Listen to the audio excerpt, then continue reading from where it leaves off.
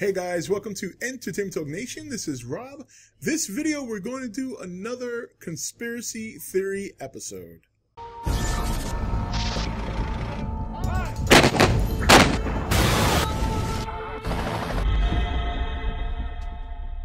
Okay guys, welcome back. So this video, we're going to revisit a conspiracy theory topic I did probably back in 2014.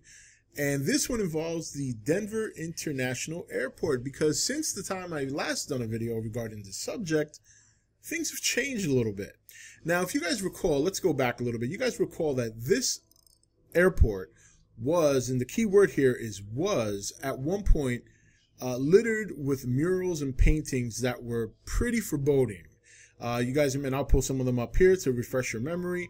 We got the guy with the gas mask and all what appears to be dead children. Then we have, the other one with, just creepy stuff. Devils jumping out of suitcases. We got one that seems like an international mural. Just weird stuff. Weird stuff in this airport.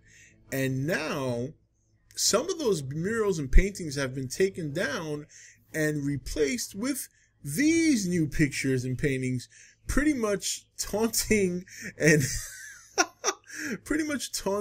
teasing at those who have discussed or regard the Denver International Airport as a conspiracy theory and or a cover-up.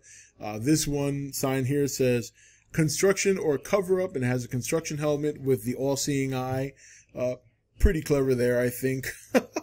And it is pretty funny. I gotta laugh. This one is pretty good. It shows the gargoyle, and it says, "What's happening behind this wall? Gargoyle breeding grounds, a top secret Freemason meeting, or an improved airport experience." So it seems like the airport is having a little bit of fun with people. Yes, Den's got some secrets, and there's a picture there of a little alien with his finger doing a shush sign across his mouth. And I'm not going to read that, but I'll leave the picture up long enough for you guys to read it, or you can look it up yourself. And, this airport was built in 1995. It was $2 billion over budget. Okay. And it's twice the size of Manhattan. And it's pretty much in the middle of nowhere.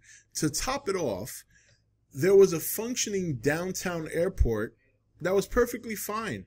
Now, when you consider an international airport, usually that's probably something you want to build on a coastal state, like maybe Los Angeles, California, maybe New York, Boston, Massachusetts, somewhere in Florida, Orlando, maybe, somewhere that has a lot of congestion already, people traveling, people coming in, whatever. This area in Denver is not, even the airport itself, people report it, is more or less a ghost town. It's busy, but it's not busy compared to some of the other major airports across the nation, yet it is so huge and ginormous.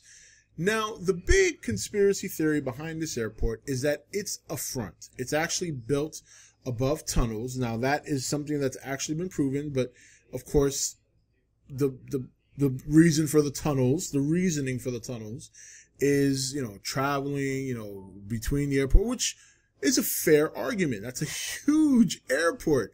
How many people can walk Manhattan?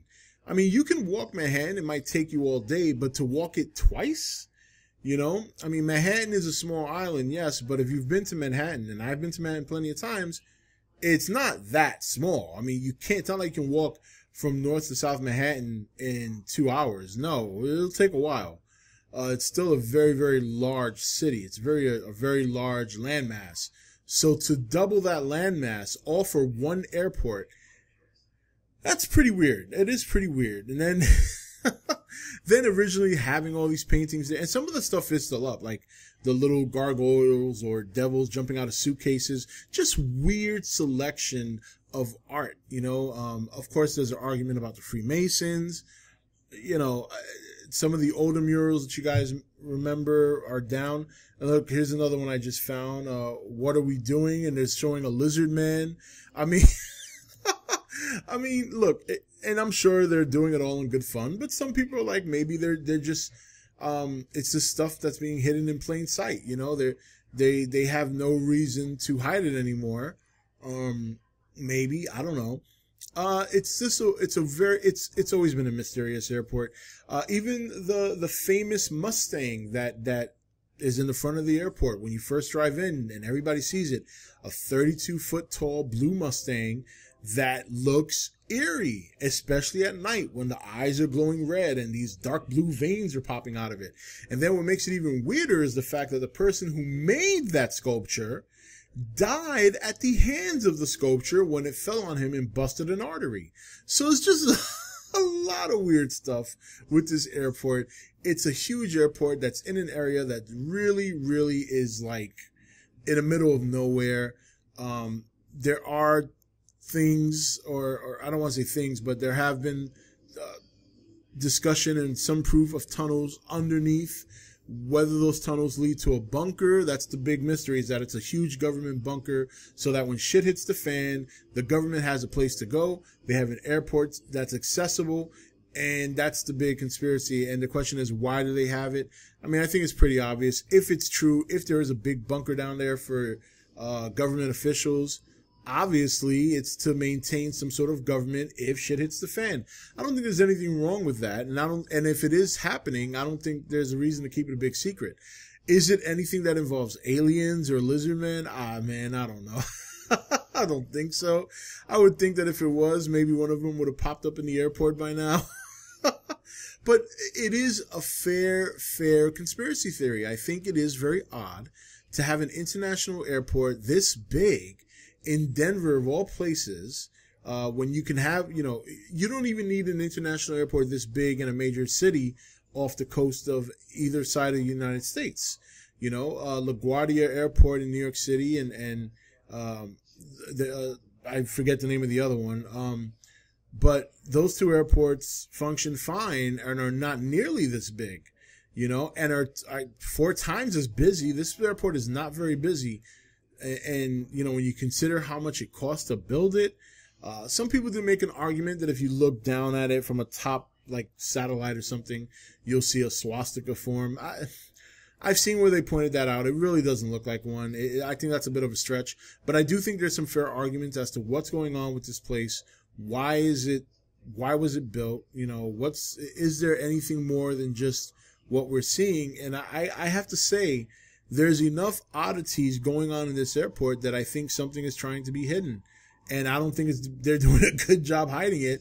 They probably figure they're not doing a good job hiding it either. So they're rolling with it with these new pictures. Kind of just like saying, whatever, whether you know it or not, you're never going to find out. You're never going to know the details. And we can make new paintings like this to kind of laugh at it. We can either laugh together or you can take it as us laughing at you. Some people are taking it as them being laughed at for their questioning. I take it as a little bit of both. I think it's funny that they put the signs up, but I also think it's kind of them pretty much trying to hide something in plain sight. So what do you guys think now that you've seen these pictures, if you haven't seen them already, and going back and taking into account the history of the airport, the cost, the location, what happened to the person who created the big blue Mustang, or as some has dubbed the name, Blucifer. That's what they're calling it now, Blucifer, which has always been pretty eerie. I want to hear you guys' thoughts on this one. This is one that's been going on for years, ever since before it was even built. There have been questions regarding this airport and its purpose. And when you consider the size of it, when you consider it's not as busy as other airports that are quite small, what's keeping it running? What's keeping people employed? You know what I mean? After a while, you have to pay for something like this to run.